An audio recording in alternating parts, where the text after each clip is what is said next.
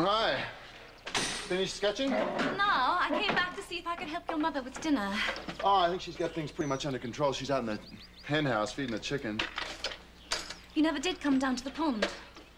No, I've had a pretty busy day, sorry. Though I can understand that. I don't know how you managed it all. Have you heard from Franny? Yes, as a matter of fact, she calls 2, 3 times a day. She had a real great time in Yale. Now she's off in Boston. Well, you'll probably hear from her before I do. So when she calls again, please give her my best. I will.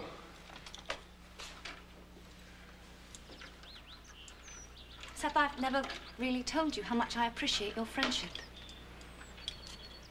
Thanks. I consider you a good friend, too. I wasn't asking for a compliment. I know, but I mean it all the same. Does it make you uncomfortable to talk about it? Yeah, I guess a little it does. Oh, that's understandable. Friendships between men and women can be difficult, which is a shame, because they can also be very rewarding. Unfortunately, there are obstacles that get in the way. But that's one of the things I've valued most about our friendship. What? I haven't felt that those obstacles did intrude. Until now. Now I sense this distance between us, whereas I used to feel completely relaxed around you. I'm sorry. I guess that's my fault. I'm glad you brought it up. Seth, I am so furious. That damn woodchuck got into the garden. You're gonna have to make that fence tighter. It ate all the collards. Fine. Funny. How'd your sketching go, Sabrina? Very well. I came back to see if I could help you with dinner. No, everything's under control. We just got some fresh eggs for some mayonnaise. Listen, Seth tells me that you offered to loan us some money. Even though we won't be needing it, I just want to tell you that I'm very grateful. Thank you. You've already thanked me by making me feel welcome and a part of the family. It's the first time in my life I've felt a part of something. What? You said it. I saw someone run into the barn. It looked like a young woman. John. Yes. It is 4. Yeah. John, Lily has not called. Don't you think that it's time that we call the police?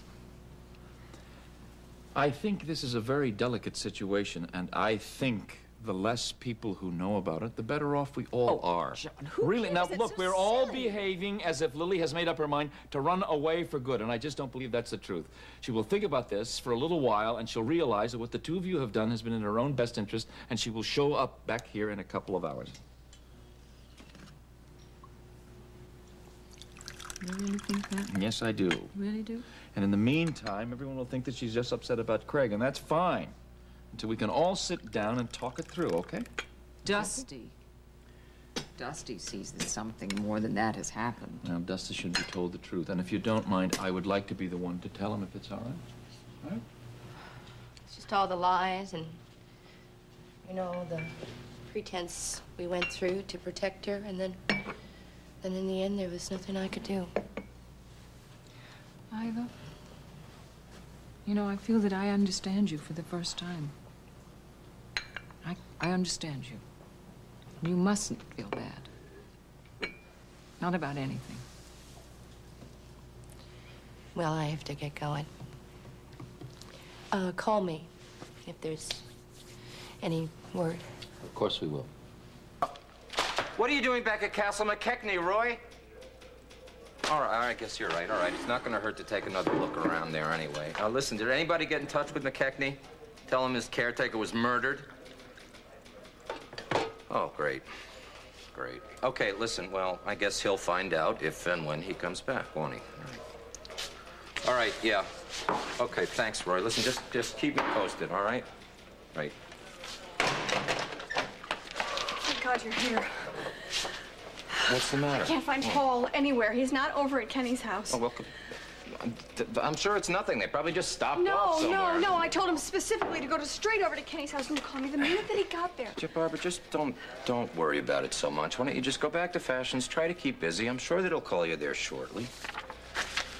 Sorry, I bothered you. Oh, no, wait. Just calm down. I don't want to for 1 calm minute, down. will you, please? It is very apparent to me, Hal, that you are more concerned about Margot than you are about me and Paul, and if that's the case, that's just fine. At least I know where I stand. That is not true, and you know it. I'm sorry. I just don't think I'm being unreasonable to be concerned about Paul, not when James is out there running around somewhere. I'm sorry, you're right. You're right. I'm just nuts.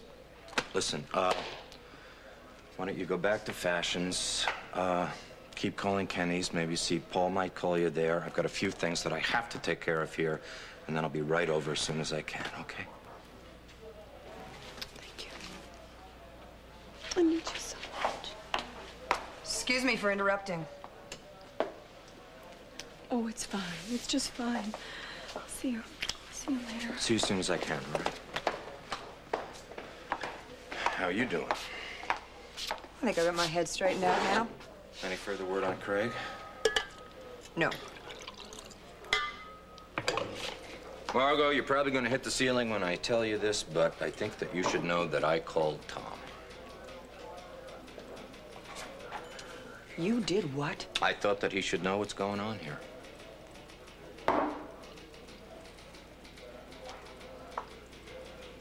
I bet you did this out of the kindness of your heart, and I am so sick and tired of you telling me what I should and shouldn't do where my husband is concerned. And since you called him to tell him to come here, you can now call him and tell him when he gets here, I won't be here. Wait a minute, wait a minute. What do you mean? Where are you going? I'm going to Greece. I'm going to go help the Greek authorities find Craig.